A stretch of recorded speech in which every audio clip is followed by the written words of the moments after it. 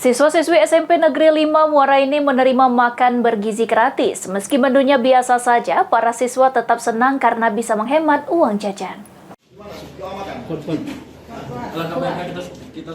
Sebanyak 500 siswa-siswi SMP Negeri 5 Muara ini menerima makan bergizi gratis yang disalurkan oleh pemerintah daerah. Para siswa-siswi tampak senang bisa mendapatkan makan gratis dari program tersebut.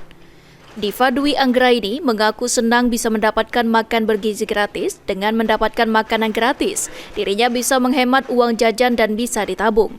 Meskipun untuk menunya biasa saja, seperti masakan di rumah ada lauk dan sayurnya. Manfaatnya tuh bisa menghemat uang jajan dan uang jajannya bisa untuk ditabung.